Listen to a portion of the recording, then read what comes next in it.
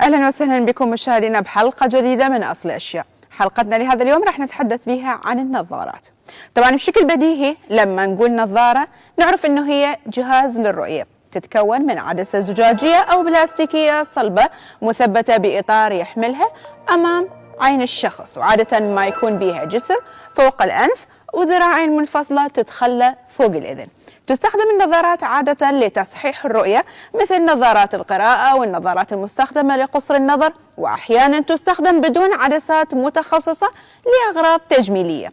وأكو أيضا نظارات حماية للعين من الشظاير المتطايرة لعمال البناء أو فنيي المختبرات، واسمها نظارات السلامة، وهي تحتوي على حماية من جوانب العين وكذلك بالعدسات. تستخدم بعض أنواع النظارات بالأمان للحماية من الضوء أو الإشعاع المرئي أو شبه المرئي، ويتم أيضا ارتداء النظارات لحماية العين ببعض الرياضات مثل السكواش. وأكيد أكو عدة أنواع من النظارات رح نتحدث عنها بعد شوية، لكن إنه بعض مستخدمي النظارات يعتمدون على رباط حتى ما تسقط النظارة أثناء الحركة أو الرياضة، والأشخاص اللي ما يرتدوها على طول يستخدمون سلك يلتف حول عنقهم ويكون مربوط بالنظارة أيضا لمنع فقدانها أو انكسارها.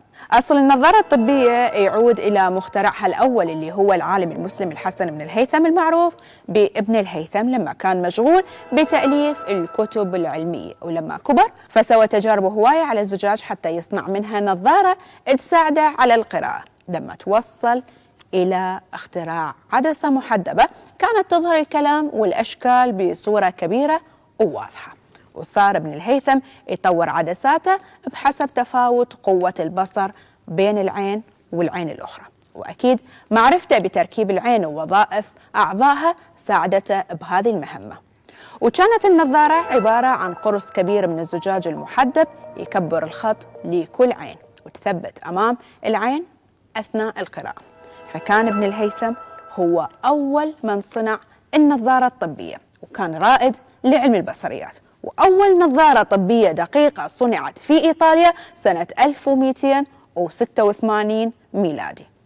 ولأن بداية الحلقة قلت لكم راح نحكي عن أنواع النظارات، فراح استعرض لكم أبرزها. أولها هي النظارات الطبية وهي اللي شرحناها قبل شوية.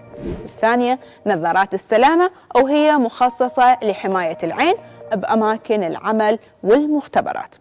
أما النوع الثالث هي النظارة الشمسية واللي هي تحمي العين من أشعة الشمس. والرابعة نظارات الألعاب ذات العدسات الصفراء اللي هي نوع من النظارات بها مسحة صفراء اللون خفيفة، وظيفتها إجراء تصحيح بسيط للون بالإضافة إلى تقليل إجهاد العين بسبب قلة الرمش. أما النوع الخامس هو نظارات حجب اللون الأزرق، وهذه النظارة وظيفتها تصفي الضوء الأزرق من أجهزة الكمبيوتر والهواتف الذكية والأجهزة اللوحية. وعندنا نوع سادس أيضا وهي النظارات ثلاثية الأبعاد اللي تخلق أبعاد الوهم بالأبعاد الثلاثية عن طريق تصفية الإشارة الوهمية بالأبعاد الثلاثية عن طريق تصفية إشارة المعلومات للي توصل للعين. ويتم توزيع هاي النظارات على جمهور السينما اللي تعرض الأفلام ثلاثية الأبعاد. إلى اللقاء.